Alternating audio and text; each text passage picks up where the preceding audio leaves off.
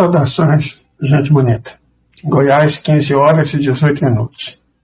Normalmente eu não costumo fazer tipo live nesse horário, mas coisas estão acontecendo. Vamos começar pelas mais graves. O que está acontecendo no Reino Unido? Cara, se depender da imprensa, nada. Se depender da imprensa, não está acontecendo nada. Não tem nada para ver lá. Mas é óbvio que está acontecendo coisas. Qual que é o problema? O levante em várias cidades. Até ontem a gente via notícias, via vídeos, e de repente hoje,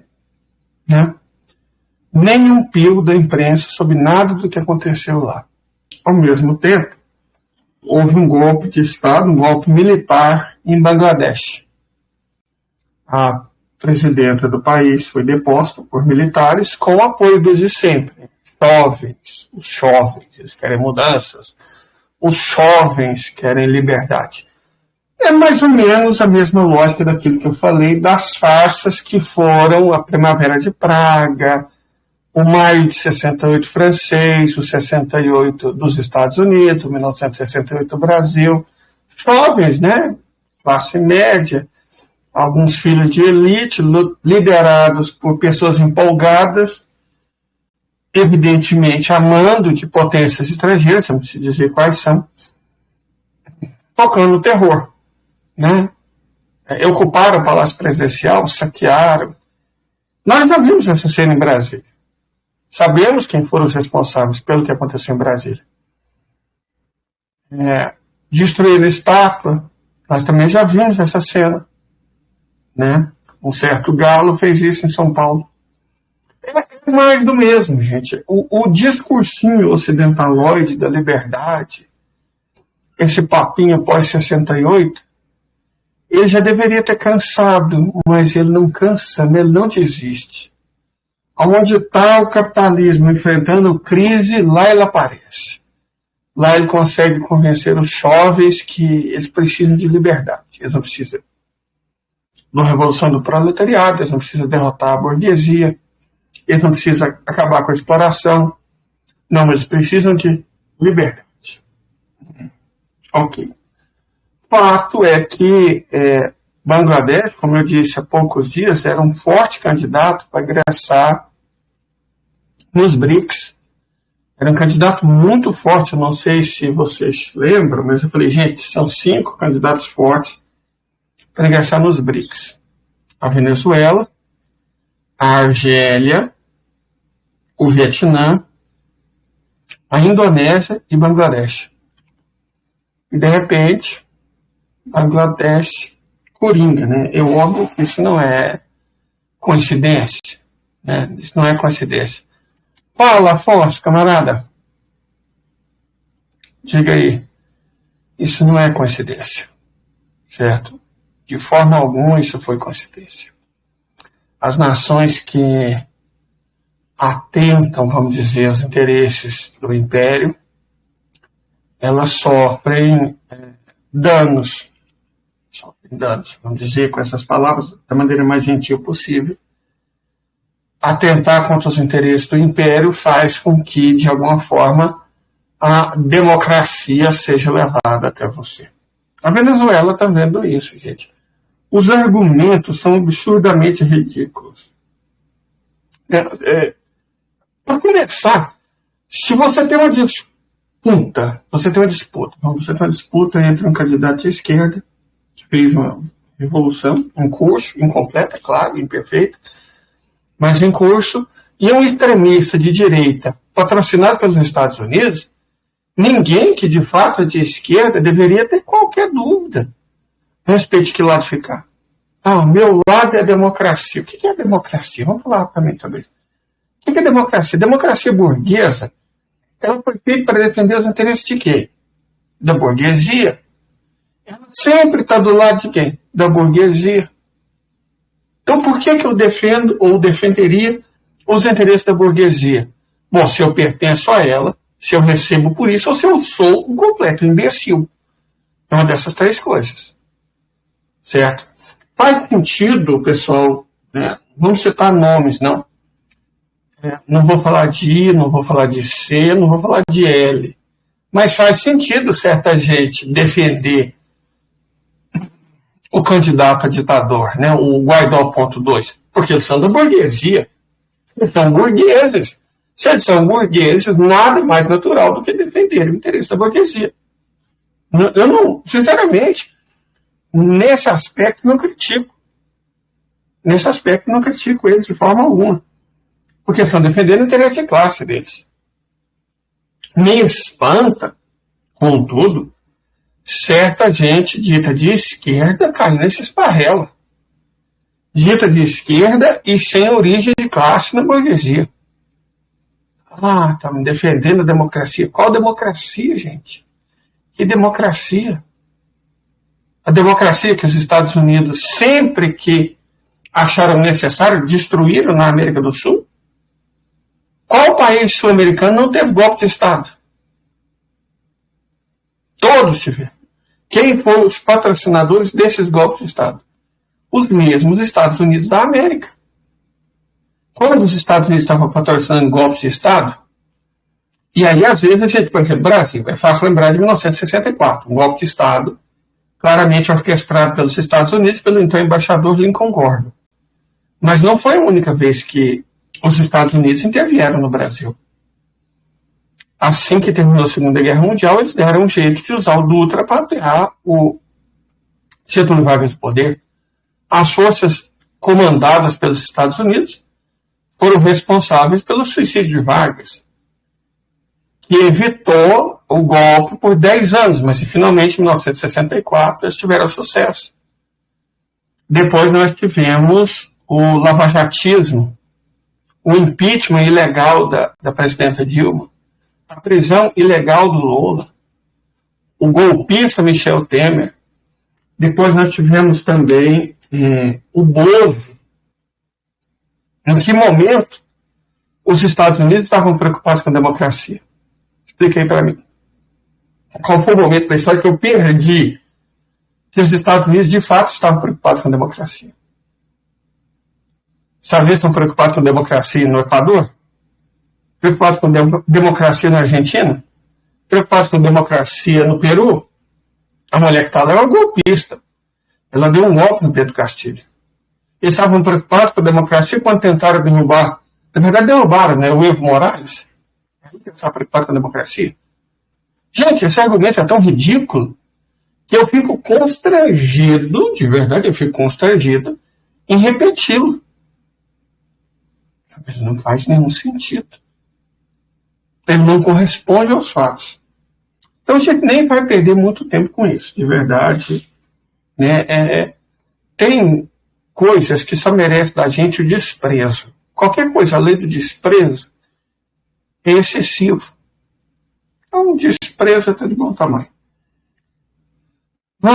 Deixa eu compartilhar com vocês um mapa, porque o mapa ajuda a gente a entender as coisas e às vezes é conveniente, né, que a gente as compreenda bem. Deixa eu só compartilhar aqui com vocês. Aqui. Vamos mostrar um pouco esse mapa, porque vai ajudar a gente a entender algumas coisas. Primeira coisa, o Irã. Aqui está o Irã, 1.684.000 km². Essa é a Palestina, cerca de 20.000 km², né? O Estado legítimo ocupa. Então, resumidamente, o Irã é 90 vezes maior do que o Estado ilegítimo. Se você considera que 2/3 da população do Estado ilegítimo mora nessa área de 1.550 km², que é mais ou menos o tamanho ou do município de São Paulo ou do município do Rio de Janeiro, vamos tentar ver. Acho que a gente colocar as coisas em perspectiva, às vezes é bom. Rio de Janeiro, está aqui a Baía da Guanabara. Não tem a divisa dos municípios, né? Muita gente coloca ferramenta, régua, tabela GPS, Movemaker, visualizar, vamos ver. Acho que eu tinha que ter feito isso antes, né? Mas o município do Rio de Janeiro tem mais ou menos 1.550 km². Deixa eu ver se eu consigo.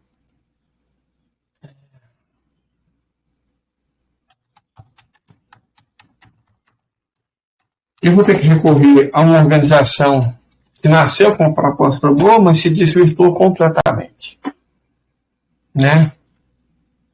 Que é a Wikipédia. A Wikipédia agora é mais um no serviço de propaganda dos Estados Unidos.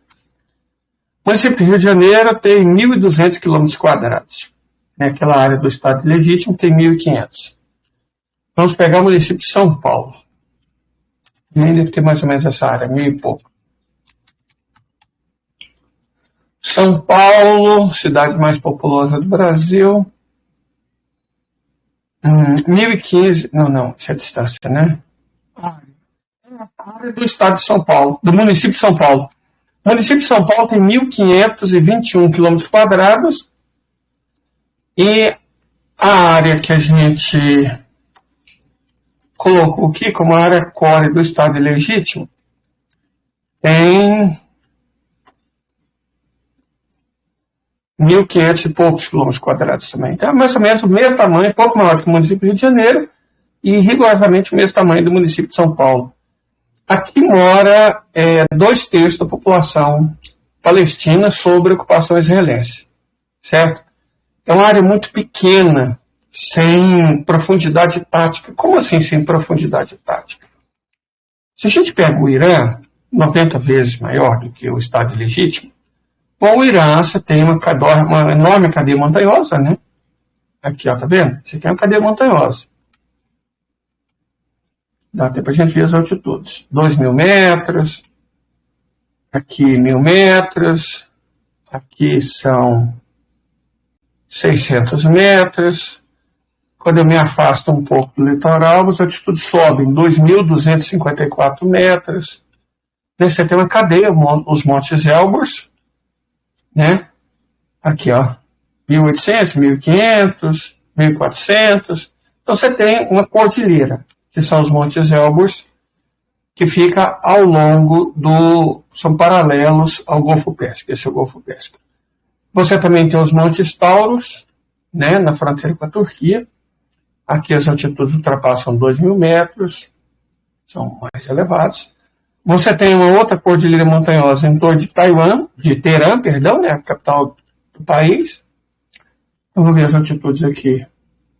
2.550 metros, 2.899 metros, em volta de Teherã. Isso aqui tem 5.272 metros. As altitudes podem ser bem elevadas. Isso aqui está nas proximidades de Teherã.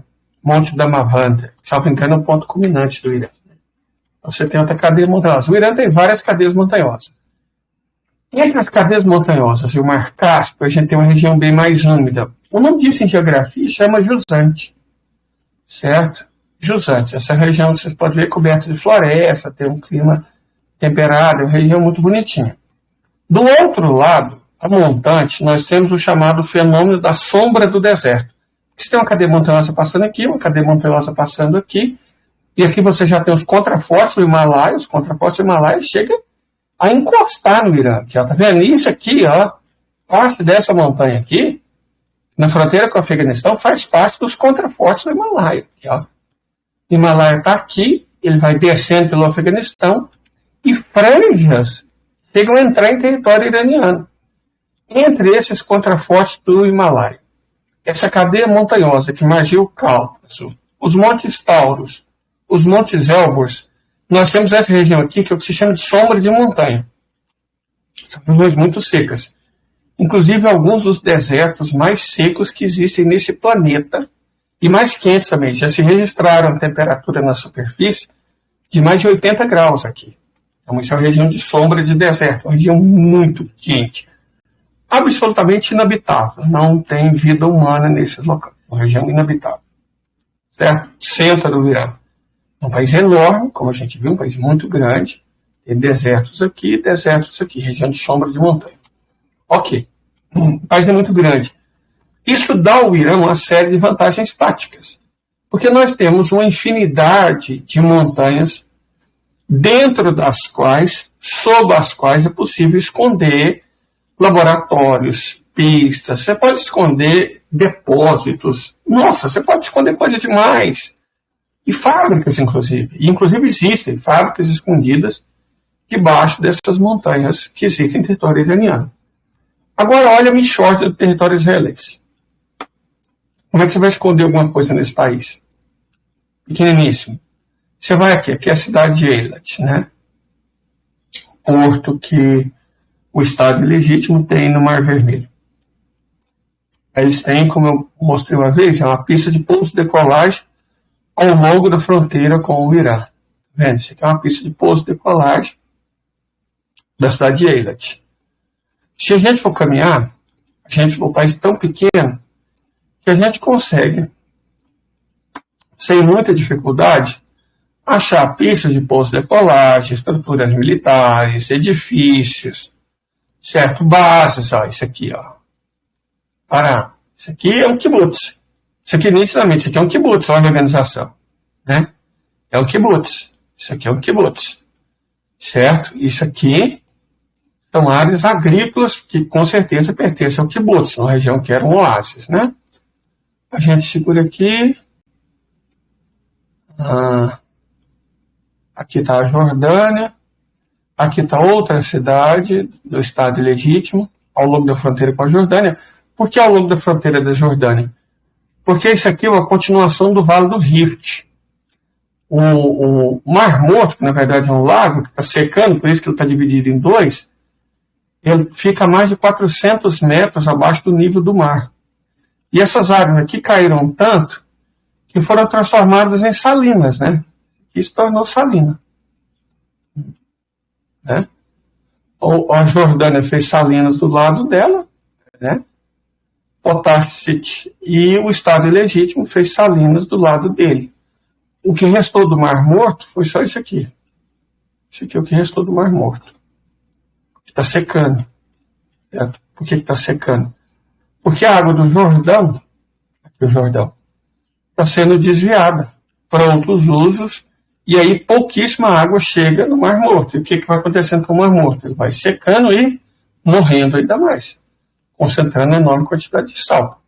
De toda forma, se você tiver com paciência, se você olhar esse mapa aqui, você percebe que num país minúsculo, restam muito poucos locais para você se esconder. Você poderia usar essas montanhas aqui. Montanhas aqui.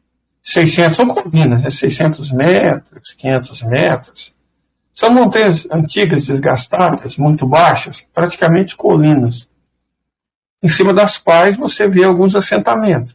Esse assentamento aqui. Um assentamento em cima da colina. O que eu quero dizer com isso tudo? É que não dá para você esconder nada num estado tão pequeno. Certo? Nada.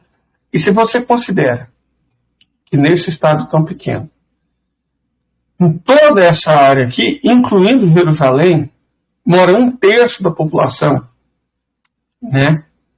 Então vamos pôr, pegando o estado legítimo contendo 20 mil km², em 18.500 km² moram 33% da população.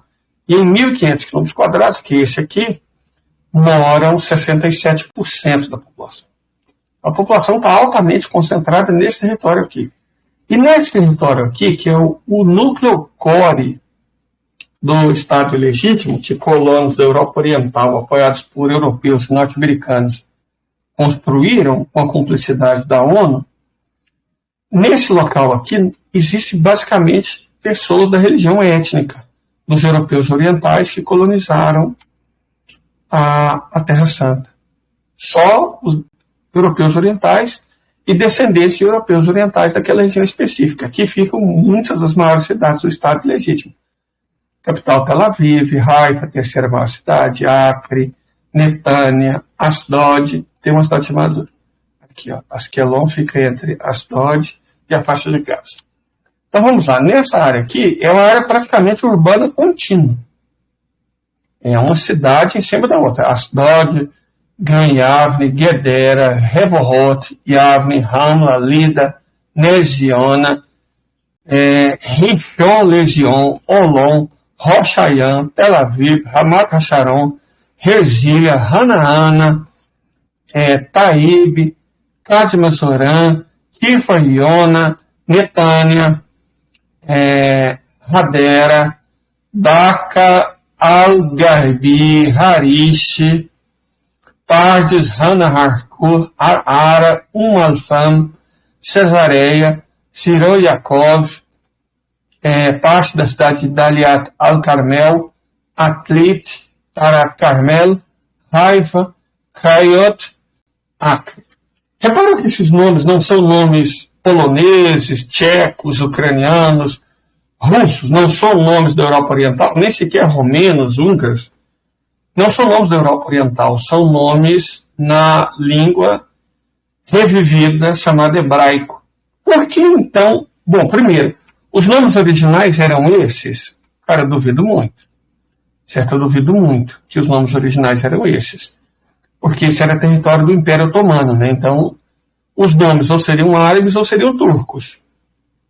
O hebraico foi uma língua que foi extinta para uso doméstico 2.700 anos atrás. Passou a ser usada só para fins eclesiásticos, mais ou menos como é o eslavônio, o latim, o pálave, o pálio, o sânscrito. Existem algumas línguas que só têm uso eclesiásticos. Esse é o caso do hebraico. Mas aí, depois que eles fundaram o Estado de Israel, que os europeus orientais fundaram o Estado de Israel, para dar uma impressão de legitimidade, eles ressuscitaram a língua hebraica, né, para dar a impressão que eles eram de lá, que é uma coisa interessante. Desonesta, mas é interessante. Né, para dar a impressão que nós falamos hebraico, tal, a língua dos nossos ancestrais. Gente, deixa eu explicar uma coisa para vocês. Isso aqui é a Palestina, isso aqui é a Europa Oriental. Os habitantes da Europa Oriental não são descendentes dos semitas, certo? Os habitantes da Europa Oriental são descendentes de 3 levas de pessoas. Os proto-indo-europeus, né, nativos dessa região aqui, quem são os proto-indo-europeus? São uma mistura de 3 grupos.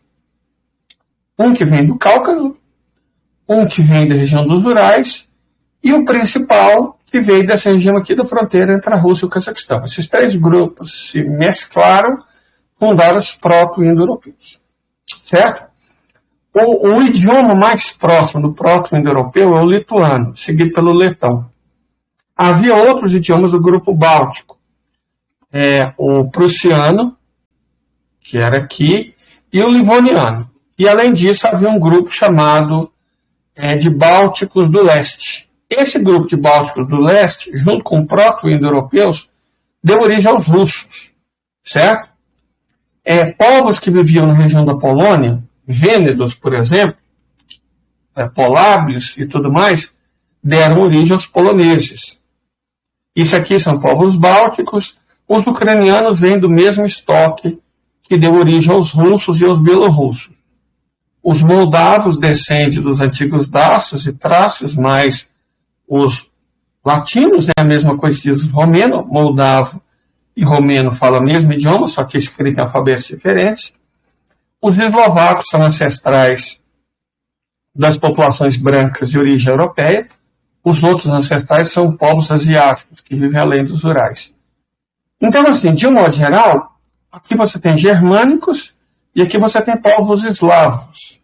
Esses germânicos e esses eslavos, do leste da Europa, é que são os ancestrais dos colonizadores da Palestina. Essas pessoas aqui não têm nenhum vínculo com os antigos habitantes da Palestina. Nenhum vínculo. Sabe? Isso aqui são semitas.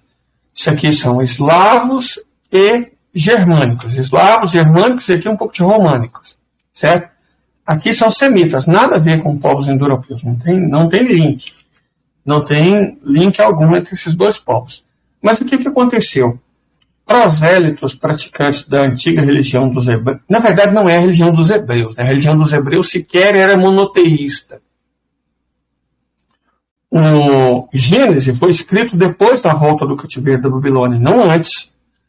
Os livros foram escritos da Bíblia antes do cativeiro da Babilônia. O livro de Amós foi escrito antes do cativeiro da Babilônia. Foi um dos poucos livros que restaram, escrito antes do cativeiro da Babilônia. O judaísmo não foi uma religião criada em Israel? Não. O judaísmo foi uma religião criada na Pérsia. Os persas eram monoteístas, não os hebreus. Certo? Eles pegaram uma religião importada da Pérsia.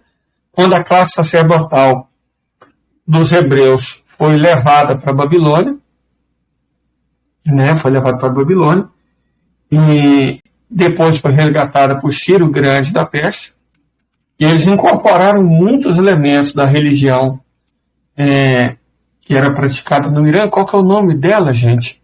Mazdaísmo, né? Isso, ela chamava Mazdaísmo. A religião monoteísta dos persas era o Mazdaísmo. O Mazdaísmo é o antecessor de uma religião monoteísta que existe até hoje, certo?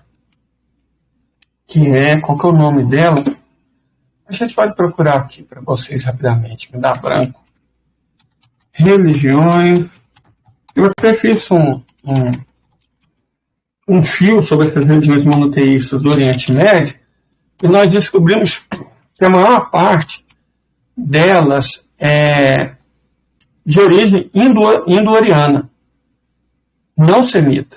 A origem primeira dela, mais antiga, não é semita, é indo-ariana, é o zoroastrismo, certo? É o zoroastrismo. A religião dos povos curdos também é monoteísta e também influenciou profundamente a criação do judaísmo. Então, o judaísmo, tal como se pratica hoje, o Talmud babilônico, como o próprio nome diz, ele não tem origem em Israel, ele tem origem na Babilônia, que na época pertencia aos persas. Então, os povos dessa região, quando foram mandados de volta para a terra santa dos seus ancestrais, o povo hebreu já estava extinto. E eles criaram uma nova civilização, a civilização israelita, que também acabou sendo extinta no segundo século, porque eles resolveram se encrespar com os romanos e perderam, né? Essas pessoas, quando o Império Romano se torna cristão, na verdade, assim que perderam para Trajano, eles foram obrigados a sair da Judéia e se espalharam pelo mundo inteiro. Mas quando o Império Romano se torna cristão, e principalmente quando se separa o Império Romano do Ocidente do Império Romano do Oriente, que acaba virando Império Bizantino, os praticantes da religião judaica foram proibidos de residir em Jerusalém e foram expulsos. Lá pelo século X, final do século X, início do século XI, um grupo deles foi ter nas montanhas do Cáucaso, onde se misturou com um povo túrquico vindo da Ásia Central, chamado Qajar. E parte da elite Qajar foi convertida ao judaísmo. Quando o Império Qajar desmorona, no século XI, muitas pessoas foram para essa região aqui, ó, da Alemanha. Né? Não, eram convertidos ao judaísmo, e a partir do século XI se espalharam por vários territórios, principalmente do leste da Europa. São os Askenazi. São esses Askenazi, que são, portanto, europeus orientais, que fundaram, com a cumplicidade dos Estados Unidos, em território palestino, o Estado ilegítimo. Eles tinham grandes planos, né? Criar o grande Israel, que basicamente seria isso aqui. Ó. Deixa eu só mostrar para vocês o que eles estavam pensando que seria o grande Israel. Vou mostrar aqui para vocês. É um Estado que ocuparia basicamente todo o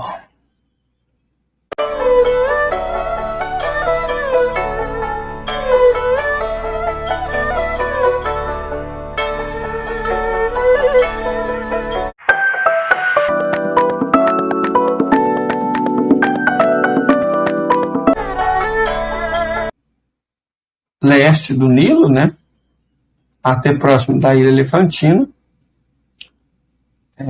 incorporaria um pedaço da Arábia, incorporaria o Iraque até o Quarte e o leste do Rio Tigre, né, leste do Eufrates, perdão. Então, toda essa área, basicamente, entre o Eufrates e o Nilo, incluindo todo o Líbano, basicamente toda a Síria, toda a Jordânia, todo o nordeste do Egito, todo o leste do Iraque, pertenceria ao Estado do Grande Israel.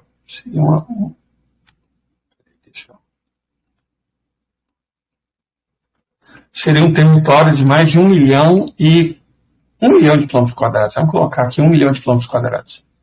Esse é o território que eles imaginavam que seria o Estado Grande Israel. O objetivo deles sempre foi esse.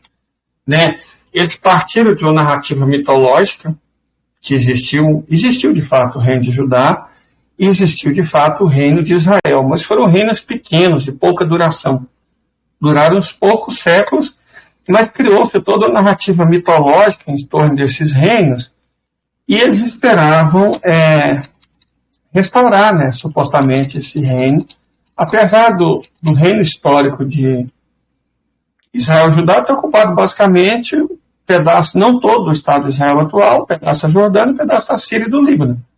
Isso aqui, ó, uma área que deve ter o quê? Uns 100 mil quilômetros quadrados, se tanto. Mas o objetivo deles era ocupar isso aqui tudo. Faz sentido porque é um empreendimento colonialista. Os europeus têm essa vibe, né, de ocupar terras que não são deles. Eles fizeram isso com as Américas. Fizeram isso com a Austrália. Fizeram isso com a Nova Zelândia. Certo? Ocupar e povoar terras que não são deles é uma vibe muito europeia. É a essência da civilização ocidental. Correto? Então a gente tem que ter clareza quanto a isso. De toda forma, se a gente avança bem no tempo, a gente consegue compreender que, visto hoje, essa área aqui bem pequena, estreita, é onde vive 2/3 da população israelense. Como a área tão pequena dessa vai travar guerra com um país tão grande quanto o Irã? Não vai, eles não têm profundidade tática. Certo? A verdade é essa. Eles não têm profundidade tática. E aí você vê declarações de políticos americanos, vão defender Israel, não sei o que, tá ok. Eu quero entrar um pouco nessa parte. Como eles vão defender Israel? Certo? Nós estávamos discutindo, eu tenho alguns grupos em que eu discuto economia, geopolítica e tal, num nível muito alto, eu sou o mais baixo da hierarquia nesses grupos, então são discussões de altíssimo nível. E aí um ponto que a gente levantou é como os Estados Unidos vão fazer a guerra? Eles não têm mais fábricas. As fábricas foram todas praticamente transferidas para o México, para a China, para o Sudeste Asiático. Como é que eles vão fazer guerra? Só com um banco? Com debêntures, com dividendos, com ações? É assim que eles vão fazer guerra? Cara, papel não vence guerra, não. Sabe, pedra, papel, tesoura? Já viu pedra, papel, tesoura? Vamos chamar a tesoura de uma arma. E o papel é o papel. Papel vence tesoura ou tesoura vence pedra? Ou tesoura vence papel? Tesoura vence papel, não vence? Tesoura vence papel. Então, eu acho que isso deixa mais ou menos claro que se tesoura vence papel, arma vence papel. Você não faz uma guerra, gente, de verdade, por mais que os nossos irmãos, né, acreditem que é possível fazer uma guerra só com dividendos. Você não faz uma guerra só com dividendos. Você precisa de arma. E para ter arma, para ter munição, para ter equipamento, é necessário, antes de qualquer coisa, fábricas. Mas onde estão essas fábricas? Né? Essa é a antiga cidade de Detroit, que foi destruída pela desindustrialização dos Estados Unidos. Não podendo competir industrialmente, querendo destruir a classe trabalhadora, o que eles fizeram? Eles simplesmente desindustrializaram os Estados Unidos, financiarizaram a economia. Isso pareceu uma ideia ótima, porque o pessoal dessa cidade da costa leste aqui, chamada Nova York, deu muito dinheiro. Essa ilha aqui, ó, Manhattan, vamos chamar Manhattan. Manhattan, aqui, que é a ilha de Manhattan. Essa ilha ganhou muito dinheiro, gente. Nossa, essa ilha ganhou dinheiro demais da conta. Perfeito? Mas o custo foi, para a elite dessa ilha ganhar dinheiro, foi destruir as indústrias dos Estados Unidos. E aí a questão é, como é que você vai fazer a guerra sem ter indústria? Eu dou a resposta para vocês, não tem jeito. Certo? Eu vi um post, eu tive uma postagem muito interessante, que as pessoas me mandam essas coisas pelas quais eu sou muito agradecida. Muita gente me manda mensagem off, sabe, me marca e não sei o que e tal. E eu agradeço muito isso, que eu consigo muitas informações. Deixa eu mostrar para vocês. Tem um canal, né, que aparece essas coisas que, sinceramente, eu não... É um tal Clique Petróleo e Gás. Eu não sei o que Clique Petróleo e Gás tem a ver com geopolítica. Mas o Clique Petróleo e Gás postou uma matéria que eu quero mostrar para vocês que ilustra bem uma coisa sobre a qual a gente está falando. Eu vou até compartilhar com vocês rapidamente, que é tão surreal que as pessoas têm, inclusive, o direito de achar que eu estou mentindo.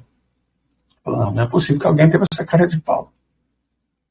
Mas teve sim. Deixa eu tentar compartilhar com vocês rapidamente a matéria do tal Clique Petróleo e Gás. Vamos ver. Aqui, ó. Vamos compartilhar a tela com vocês rapidamente. Nisso, olha só. Quero ensinar vocês a entender algumas coisas que acontecem. Primeiro, o que diz a matéria? Ela diz que míssil hipersônico 5 vezes mais rápido que a velocidade do som, sim, porque o conceito de hipersônico é que tem que ser 5 vezes mais rápido que a velocidade do som. Então é desnecessário dizer, né? É testado pelos Estados Unidos e surpreende ao atingir alvos em distância de até 3.000 quilômetros. Vamos tentar entender essa notícia. Os Estados Unidos estão cada vez mais próximos. Estão cada vez mais próximos. Então não chegaram, né? De implementar o primeiro míssil hipersônico em seu arsenal militar. Capaz de atingir 5 vezes a velocidade do som, claro, a questão não seria hipersônico, esse míssil é projetado para superar os sistemas convencionais de defesa aérea, ou seja, os sistemas fracos, né, os sistemas fraquinhos. Aquele que o Brasil, Trinidad e Tobago, Andorra, São Tomé e Príncipe teriam. Com essa tecnologia avançada, os Estados Unidos buscam garantir uma vantagem estratégica significativa no campo da defesa. Ok. Aparecem essas propagandas porque eu acho que o Google já entendeu que eu basicamente compro semente. Né? O que eu gasto, o dia que eu vendo os Pix, por exemplo, vai tudo para comprar semente. Nos últimos anos, blá blá, os Estados Unidos ficam atrás, blá blá blá blá. Um dos motivos desse atraso é o fato que os norte-americanos planejarem desenvolver um sistema mais moderno dos que os que já são utilizados pelo resto do mundo. E o míssil hipersônico está cada vez mais perto de virar a realidade, ou seja, não virou. Mas qual que é o título da matéria? É testado e surpreende, mas então não virou realidade, não é realidade. A matéria é sobre uma não realidade. Se é sobre uma não realidade, é sobre uma fantasia, não é?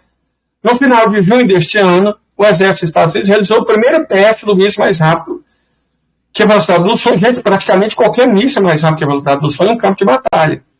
Realizou um teste, mas o teste foi bem sucedido.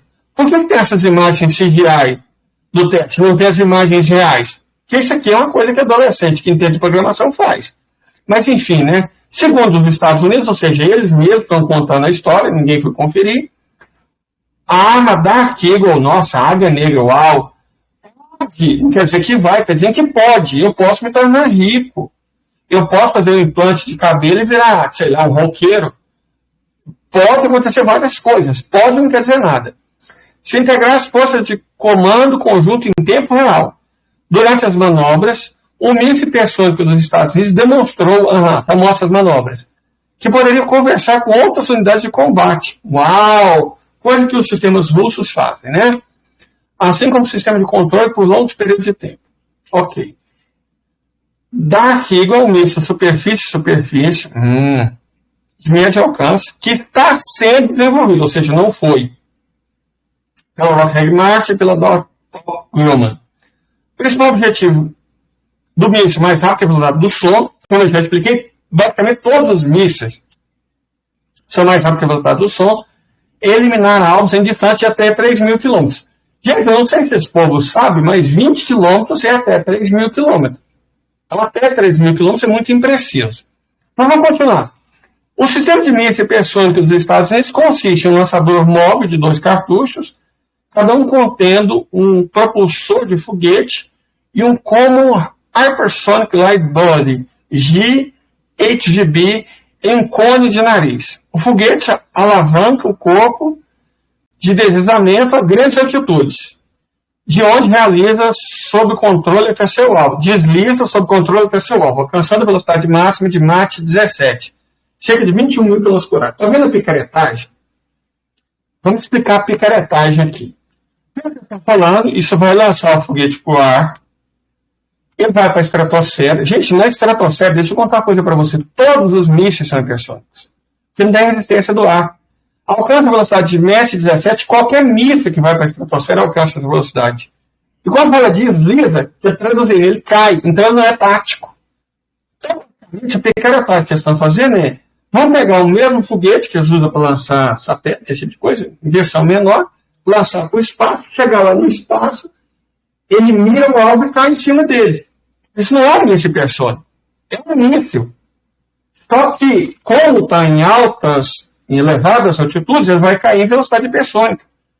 Isso é uma picaretagem. Quando estiver totalmente operacional, não está, o Exército busca implantar o míssil hipersônico dos Estados Unidos em uma bateria de 8 mísseis, contendo 4 caminhões M983 e reboque com 2 mísseis cada em latas de lançamento, ao lado de um veículo de comando. Ainda não há previsão para que isso aconteça. Entenderam? Deixa eu mostrar aqui, ó. Ainda não há previsão para que isso aconteça. Não tem previsão. Sabe essa fantasia que eles criaram? Não tem nem previsão. Então, como é que eles falam de novo míssil hipersônico dos Estados Unidos? Novo míssil hipersônico dos Estados Unidos. Primeiro, como é que novo?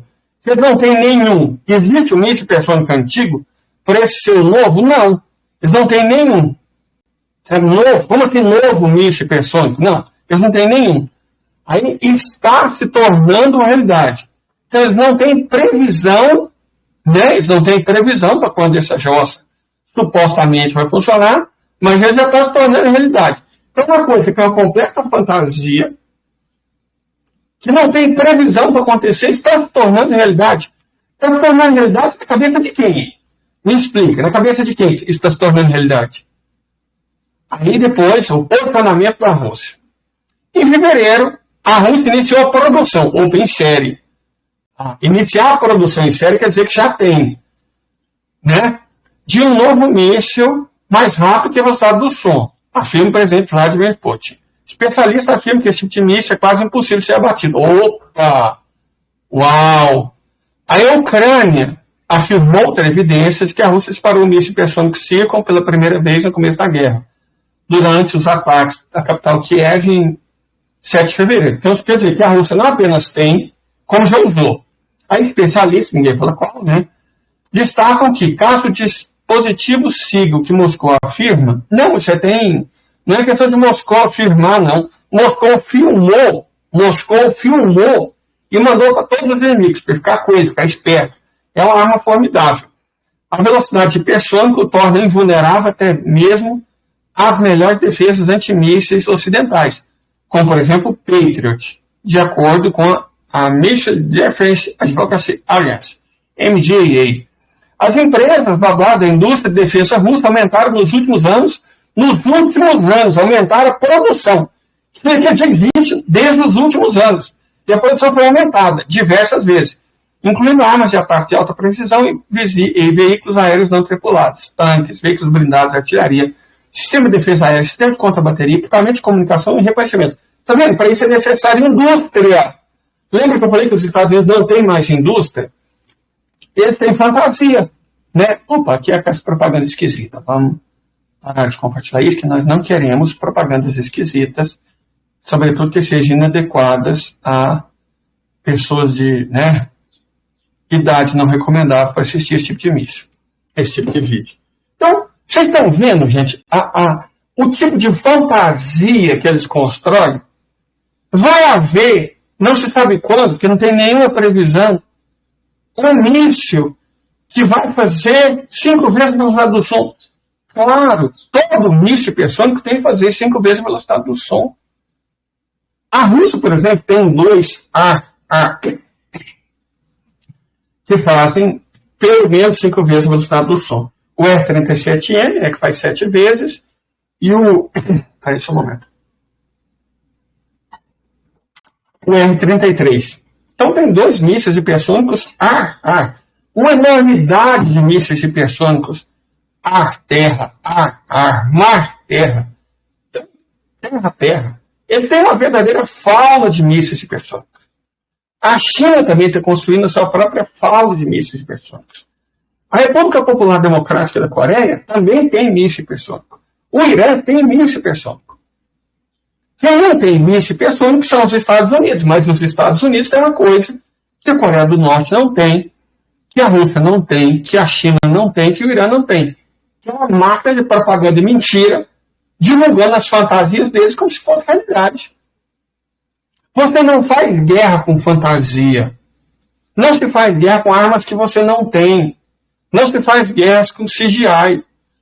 Sabe? Desenhozinho feito por inteligência artificial não ganha guerra não, camarada. Acho que os Estados Unidos ainda não entenderam esse detalhe.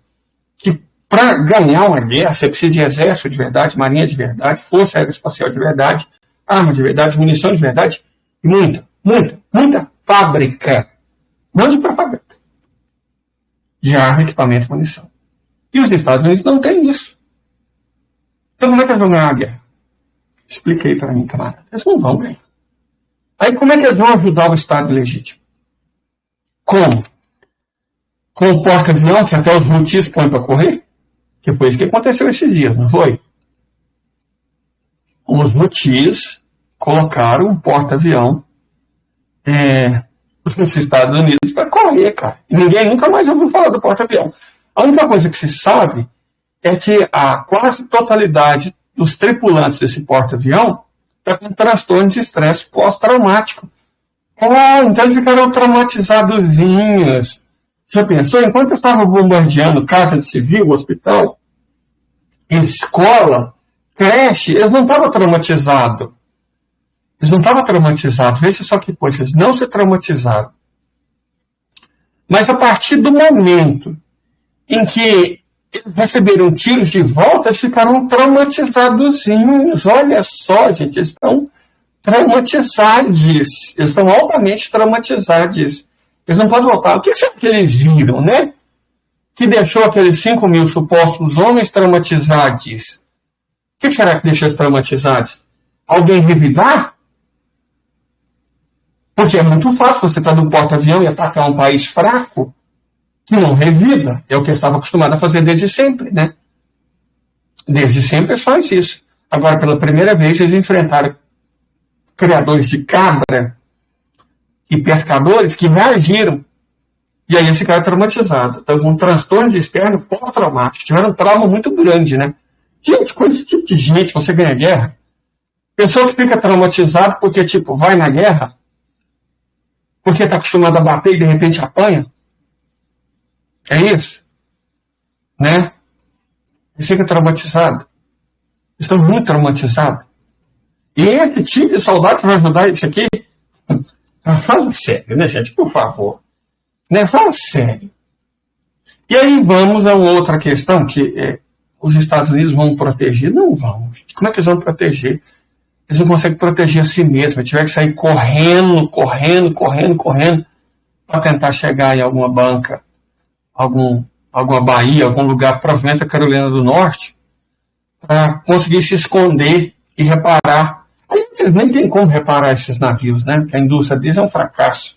Eles não têm soldador. Porque quando você fala em indústria, para eles resolve tudo com dinheiro. Dinheiro não faz solda. Você precisa de muito aço de alta qualidade, você precisa de solda e precisa de soldador. Eles não têm nenhuma dessas três coisas. Então, como é que eles vão fazer guerra? Como é que eles vão apoiar isso aqui? Como eles vão apoiar isso aqui? Fala para mim, não vão. Né? Mas tem outra pergunta, por que o Irã, então, não atacou ainda? E não vai atacar hoje, e não vai atacar amanhã, porque amanhã eles vão ter uma reunião com a Liga Árabe. Reunião com a Liga Árabe. Você vê a pressa do Irã. Sabe por que o Irã está com pressa? Visivelmente falou, ó, já avisou para onde vamos atacar, devolver, pá, beleza. Mas não está com pressa nenhuma. Não vai ser hoje, não vai ser amanhã. A não ser que eles enganem todo mundo, né? Falando que vai ter uma reunião amanhã e ataca hoje quando ninguém está esperando. Mas eu acho que a superioridade militar, a superioridade tecnológica, a superioridade de engenharia dos persas é tão grande sobre os europeus orientais que não tem que eles ficar fazendo firula. Vai conversar com os árabes, trocar uma ideia, tomar um chá, né? Eles não bebem, vocês sabem disso. Tomar um chá, comer um tabule, fazer aqueles doces maravilhosos que eles têm naquela região, ficar em paz, trocar ideia e tal, depois. Bom, existe um feriado, acho que vai ser dia 12 e 13, né? Que é a região dos europeus orientais, que ocupou ilegalmente a terra palestina, região dominante desses europeus orientais, tem um feriado, acho que dia 12 ou dia 13. E a lógica desse feriado é tipo um lamento, né, das duas vezes que eles perderam guerras, uma delas, inclusive, diante dos persas e tal.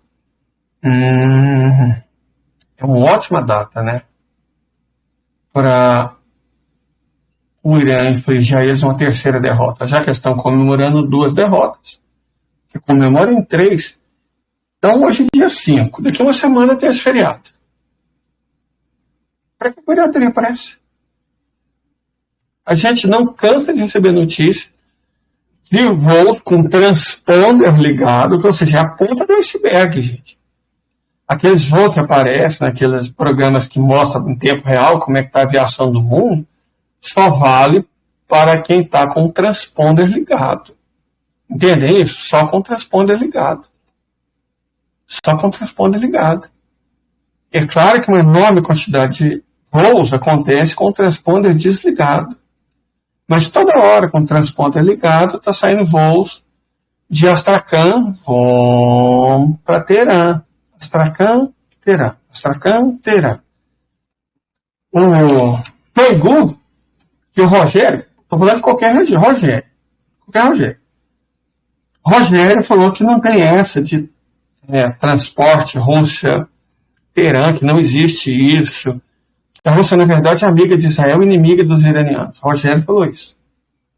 Eu queria ver a cara dele para justificar o fato de que o Shoigu foi visto em Teherã. E a TV russa está anunciando, a TV iraniana está anunciando o Shoigu em Teherã. Então, como assim não tem nada russo no Irã? Se o próprio Shoigu está exatamente lá. Né? Acho que o Rogério, as fontes que o Rogério tem nesse país asiático aqui, estão bem desatualizadas, né? Porque você fala que não existe nada e no outro dia o próprio secretário adjunto de defesa está em Teherã e fica muito difícil, né? É muito difícil você sustentar que não tem nada entre Irã e a Rússia. E tem outros canais que falam que, na verdade, a Rússia é amiguinha de Israel. Fica difícil sustentar a narrativa de que a Rússia seja inimiga de Israel, né? Seja amiga de Israel, perdão, porque ela está em Teherã. Em Teherã que ela está. É conversando com o Ali Khamenei, o novo presidente. E uma coisa interessante é que ontem mesmo eles admitiram. Por que tanto voo? Você está levando, sei lá, um míssil poderosíssimo. Como assim? Iskander, já ouviu falar? Nossa, Iskander. Aquele que pesa um punhado de tonelada, é muito rápido, é capaz de levar coisas tipo um grande carregamento de abacates, amêndoas ou uma bomba atômica? Sim, é esse mesmo. Olha só. E vocês estão levando um só? Não, nós estamos levando um punhado deles. Opa. Então, cada dia que passa, o Irã está recebendo mais, e mais, e mais, e mais, e ainda mais equipamento. Interferência eletrônica, defesa eletrônica, mísseis, talvez cargas para mísseis. Ninguém sabe, não é? O que eles estão recebendo? Sabe que os russos disseram, entre outras coisas, estão levando o Iskander. Eu quero falar um pouquinho sobre o Iskander. Deixa só eu abrir uma página aqui que mostra o que é o Iskander. Nós vamos falar um pouquinho dele. Eu gosto do Iskander. Iskander é um bom míssil. Ele cumpre bem a sua função, né, de combater o mal. É sempre bom a gente ter alguma coisa que combata o mal. Vamos mostrar aqui. Deixa eu só compartilhar a página com vocês, né? Vamos compartilhar aqui. O que combate o mal, o Iskander. 9K720 Iskander. É um sistema de mísseis balísticos móveis de curto alcance. Eles vieram de curto alcance, eles deram uma melhorada boa. Viajam a velocidade hipersônica, eles são hipersônicos, de Mach 7.6. e atinge uma altitude de 50 quilômetros. Uau! Atinge 500 quilômetros de alto. Vamos ver aqui algumas informações. Eles suportam uma ogiva de até 700 quilos. Ui! Tem uma massa de quase 4 toneladas. Ui! Comprimento de 7 metros. Ui! Nossa, isso me parece perigoso. Né? Foi lançada a nova versão em 2006, o Iskander-M. Iskander-M. O que será que esse Iskander-M faz? Deixa eu fingir que não sei. Adotado pelo exército russo, mas já está no Iskander-M3, gente. Né? Iskander-M3. Para que você usa uma coisa desse tamanho? Né? Eu acho que não é para defesa, não. O Iskander M3 não é para defesa. Não é uma arma para defesa. Ele destruiu um MiG-29, um caça Sukhoi Su-25, acertou a base aérea de Poltava, destruiu helicópteros, destruiu vários caças Su-57. O 9M-723, alcance de 415 quilômetros. Manobras intensivas. Opa, ele consegue escapar. O Iskander-E. Opa, achei o que eu queria. 9M-729 SSC-X8. O alcance é de 5.470 quilômetros. Vamos voltar para o mapa e vamos verificar uma coisa. Então, existem versões do Iskander que são capazes de viajar por 5.700 quilômetros a uma velocidade de 7 vezes a do som. Então, deixa eu compartilhar com vocês novamente o mapa, só para a gente tentar entender o que isso significa, né? É sempre bom. Eu acredito que a ignorância é que está levando o mundo para o buraco. O conhecimento vai libertar. Tem um rabino judeu, que era uma pessoa extraordinária, chamado Jesus, que falava sobre isso, né? O conhecimento liberta. Eu gosto desse conceito, conhecimento liberta. Certo? Conhecimento liberta. Então, já que o conhecimento liberta, vamos tentar nos libertar, né? Aí não estou conseguindo achar. Consegui compartilhar o mapa de novo, aí. Que coisa, peraí, gente. Fica difícil aí. Peraí, só me dá um momentinho. Achei, consegui. Compartilhar a tela, perfeito. Então, nós vimos que as novas versões do Iskander são capazes de viajar a 5.700 km. E teve uma notícia, eu adoro não notícia. Notícia é bom, mas a não notícia também nos diz muita coisa.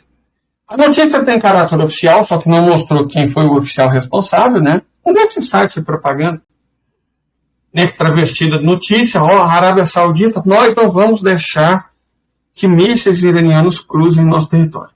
Ninguém falou quem que é esse nós, ninguém falou qual que é o oficial, ninguém falou se a chancelaria que fez isso, que às vezes o oficial tem um sentido de oficial, né? De defesa, ou oficial no sentido de que é um comunicado patrocinado pelo governo. Então você tem vários sentidos da palavra oficial. Mas a questão aqui é a seguinte. Se é oficial no sentido de pessoa, qual que é o nome desse oficial? Não temos. Se é oficial no sentido de ser patrocinado pelo governo ou pelo Estado da Arábia Saudita, cadê a cópia desse comunicado? Eles também não têm. Né? Depois de falar que o Egito estava do lado deles, o Egito negar, que a Turquia estava do lado deles e a Turquia negar, não podendo falar que o Iraque está, que a Síria está, que o Líbano está, que são inimigos, então eles inventaram que a Arábia Saudita vai apoiá-los e não vai deixar mísseis hipersônicos iranianos atravessarem o próprio território. Primeira pergunta que eu vou fazer é simples. O que é que os sauditas podem fazer? Nada. Vocês viram eu mostrando agora mesmo, e na verdade foram os próprios mentirosos que falaram isso. Falou, gente, especialista vai mentir, isso é de mentira, não tem nada que você possa fazer.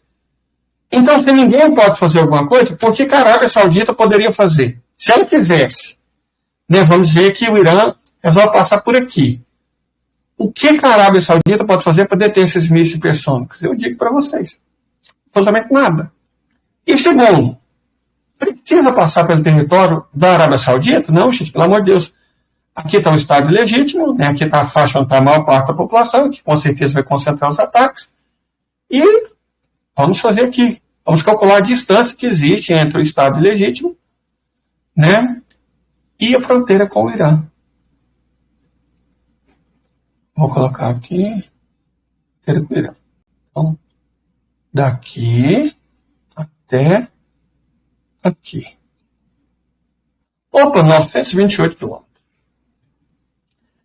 928 quilômetros. Então, se o míssil pode viajar 5.700, será que ele consegue viajar 928? Eu acho que consegue. E reparem bem, sem passar pelo território da Arábia Saudita. Não precisa. Deixa eu colocar aqui, por exemplo, nessa cidade aqui. Hipoteticamente, tá? Não estou querendo dizer que vai acontecer, não. Não, acho que essa cidade aqui ia ter um nome mais... Tel Aviv, né? A antiga Jaffa. Então você pega uma base, um território iraniano, vamos colocar mais dentro do país, né? O míssil faz 5.700 quilômetros, então você não precisa se preocupar. Vamos dizer que eles colocam nessa montanha. Vamos escolher uma montanha bonita, né? Uma montanha massa. Aqui, ó. Isso, essa montanha, gostei dela. A crista dessa montanha. Então, sai da crista dessa montanha até a antiga cidade de Jaffa, chamada pelos europeus orientais agora de Tel Aviv, 1.068 quilômetros. Então vamos dar uma conta simples. Você faz 7.200 quilômetros por hora, quer dizer que, como uma hora tem 3.600 segundos, quer dizer que eles fazem 2 quilômetros por segundo. 2 quilômetros por segundo. Se a distância é de 1.068 quilômetros, são necessários 534 segundos. Aí a gente vai, para facilitar a nossa vida, a gente vai pegar 534 segundos, são quantos minutos? 534 dividido por 60. 8 minutos e 54 segundos. Quer dizer que eles são capazes de chegar na capital do Estado ilegítimo em 9 minutos. Ui! Não dá tempo para fazer muita coisa, não. E não precisa passar pelo território saudita. Né? Supondo que fosse verdade o que é atribuído a eles. O que eu duvido. Mas supondo que fosse, você não precisa partir do território saudita. As cidades que eles querem atingir são provavelmente Tel Aviv e Haifa.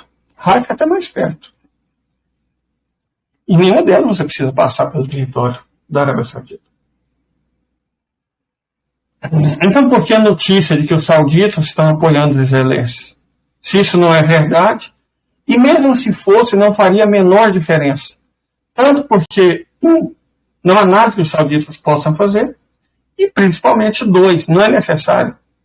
É a mesma coisa de a Argentina estar encrespada com o Uruguai, e a Argentina falou, vou atacar o Uruguai. E o Brasil falou, não passando pelo nosso território. A Argentina precisa passar por território brasileiro para atacar o Uruguai? Vamos ver aqui, você precisa? Bom, essa é a Argentina. E esse é o Uruguai. O único jeito de precisar passar pelo Brasil seria se ele lançasse um ataque das províncias dessa região aqui, do noroeste do país, né? Aí você teria que passar aqui, ó. Mas não precisa. Você tem uma fronteira muito grande entre a Argentina e o Uruguai. Então você não precisa passar para o território brasileiro. Se o Brasil declarasse, em caso de guerra, que Argentina e Uruguai, que não permitiria que mísseis argentinos passassem no território brasileiro, você sabe o que essa declaração significaria? Nada. Que não é necessário. Então, gente, nesse momento confuso e complicado da história, muitas não notícias são divulgadas. O objetivo dessas não notícias é porque, clique é dinheiro. Deixa eu explicar uma coisa para vocês. O meu canal não é monetizado. Não é monetizado. Eu não ganho um centavo da Alphabet para fazer meus vídeos, para fazer minhas... Não ganho um centavo. Meu canal não é monetizado. Mas não quero, não. Até queria, porque dinheiro me faz falta. Mas porque eles simplesmente não monetizam, não querem. Então vou fazer o quê? Eu vou chorar? Não adianta. Certo? Então, mas esse é um caso raro. A grande maioria desses canais, os são pró-sionistas, são todos monetizados, eles ganham muito dinheiro com pessoas que vão clicar as bobagens que eles escrevem. Eles ganham muito dinheiro. Então, clickbait é grana. Quando você publica essas ferramentas de propaganda, nós vamos ter um míssil hipersônico muito feroz, muito bruto. A Arábia Saudita está do nosso lado. Ela não vai permitir que o Irã mande qualquer coisa até nós. Como se, ela pudesse, e dois, ela realmente tivesse dito isso. São ferramentas de propaganda. Porque eles sabem que existe um público consumidor dessas fake news, dessas notícias falsas. Certo? Então eles ganham dinheiro. Gente, todos os dias, basicamente, um otário e um malandro se levantam. E existe uma grande chance de eles fazerem negócio. Essa é a realidade. Certo? Esses canais, que estão em várias plataformas sociais, eles basicamente mentem. E mentem por quê? Porque estão recebendo para isso, claro, estão recebendo de quem? Adivinha. Adivinha de quem estão recebendo? Eles mentem por causa disso, né? Estão recebendo dinheiro, e porque clique é grana. Então, mente a nosso favor. Vocês vão poder mentir como se não houvesse amanhã. E vão ganhar dinheiro com isso. Evite um gado que consome essas falsas notícias, né? Essas esperanças vãs. Eu não ganho dinheiro nenhum com isso. Né? Aí eu prefiro não mentir. Eu tenho um públicozinho pequeno, mas ótimo. Eu prefiro não enganá-los. Então, eu até falaria mais, mas aí o vídeo ficaria muito longo, que é contrário ao objetivo que eu tenho. Era um vídeo mais curto, e eu também preciso respirar. Vocês sabem que eu tenho um problema da senhora asma. A asma e eu temos um relacionamento tóxico. E depois que eu me recuperar, vou tomar um banho, tomar meu chá de folha de manga e folha de mangava, recuperar. Eu vou tentar fazer mais um vídeo mais ou menos curto. Se não der, eu volto na live. De toda forma, muito obrigado a todos vocês. E, bom, o Irã deu o pulo do gato. Porque você vai marcar uma reunião com a Liga Árabe amanhã, seria muito indelicado o Irã atacar o Estado ilegítimo hoje. Certo? Seria sacanagem, né? Vou fazer reunião amanhã e... Bom, vou atacar hoje. Não é o certo. Não é o certo, gente. Eu acho que o Irã não ataca hoje, não ataca amanhã. Se eu fosse o Irã, já que você quer aproveitar a data simbólica, espera o dia 12, espera uma semana. Mas para que esperar tanto? Essa não é a pergunta. A pergunta é, por que não esperar tanto? Não é por que sim, por que não? Ué, estão morrendo de medo? E dá tempo para que mais e mais pessoas fujam do Estado ilegítimo. Não é isso? Não é esse o objetivo principal dos persas? Esvaziar de europeus orientais e descendentes de europeus orientais aquela terra para que o próprio povo, o povo indígena, no caso os palestinos, consigam lutar? Então, para fazer isso, você vai ter que fazer com que eles corram. Não está difícil. Moralmente falando, esse é o único exército do mundo que os supostos homens usam fralda para não se borrar e não se mijar de medo. Então não precisa de muita coisa para assustar eles. Certo? Não precisa. Se você os assustar e der um tempinho, muitos deles vão fugir. Então é o que você quer. O Irã é do bem. O Irã é um país fofo. O Irã não quer. Não. Uma resposta bem planejada, bem calculada, umas 2, talvez 3 bases, né? Deixe umas pistas, uns hangares, coisa suave. Como é que chama aquele método chinês? Os 1000 cortes. Para que a pressa? Para que a violência? Não. Outro alto, talvez 3 altos. E pronto. Deu resposta? Então, vocês aprenderam, sabe? que vai ser uma resposta dura. Escreva o que eu estou falando. Uma vez já foi dado, então agora a resposta vai ser dura. Mas vai ser pontual. Aí Israel vai poder escolher aprender ou não aprender. Se não tiver aprendido, tenta mais uma vez. É o conceito russo usado lá no início da guerra da Ucrânia, usado até hoje. O dial de dor. Dial de dor é um ótimo conceito. Um excelente conceito. Você tem um botãozinho. Vamos pegar esse aqui, vamos dizer que esse aqui é um botão. Você tem um botãozinho. Quanto mais você aperta, mais dor faz. Você vai mudar? Não. Vamos dar uma volta no dial de dor. E agora, você vai? Não. Você vai continuar fazendo isso? Vou. Mais um pouco de dial de dor. É um bom sistema. Até que ponto eles estão dispostos a sofrer para continuar fazendo o mal e a iniquidade? Não é uma escolha iraniana. É uma escolha deles. Eles agem como eles quiserem. O Irã só aperta o dial. Pode acontecer essa noite? Pode. Eu acredito nisso? Cara, fica difícil, né? Porque vocês marcaram a reunião, a não ser que a estratégia da reunião seja falsa. Se eu tiver conversado com todo mundo, falou, vou mentir que vou marcar a reunião, eles não vão esperar nada e aí eu ataco. Mas o Irã não precisa disso. Ele tem muitas armas que passam tranquilamente pela defesa do Estado legítimo. Só que tem uma coisa a respeito desse ataque que eu quero falar rapidamente. Que é o seguinte. É claro que os ataques com hipersônicos vão ser feitos para ser devastador. Mas eles vão fazer muito ataque com mísseis, que é o que eu estou falando. Apenas supersônico até subsônico. Para quê? Por dois motivos. Testar as defesas deles. É muito importante você ter essa informação. Já que você está tendo essa oportunidade, teste a defesa deles. E segundo, tão importante quanto, fazer eles gastar dinheiro. Muito dinheiro. Muito dinheiro. Defesa antiaérea é um bagulho caro. Use drones baratos para fazer eles gastarem mísseis antiaéreos caros. Nós vimos que eles não têm capacidade industrial. Então, as armas que eles perderem, eles não vão conseguir repor. Uma ótima estratégia, fazer uma nuvem de armas baratas para forçar eles a gastar as poucas armas caras que eles têm. Chama ataque de saturação. Depois de saturar, aí sim, você faz o que tem que ser feito. Um bom ataque de saturação leva horas para levar o pânico, para fazer as pessoas refletirem. Vale a pena oprimir esse povo e roubar essa terra? Talvez muitos cheguem à conclusão que não vale a pena. E voltam para o lugar de onde eles vieram.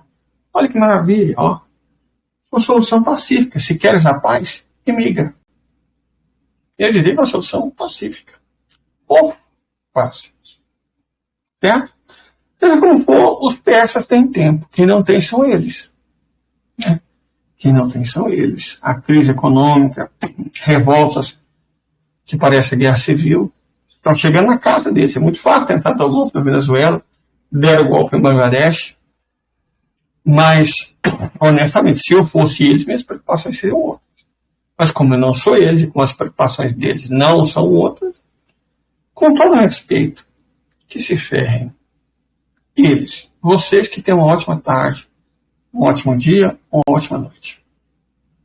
Beijo do gordo e até mais. Eu vou legendar isso para a gente postar no YouTube.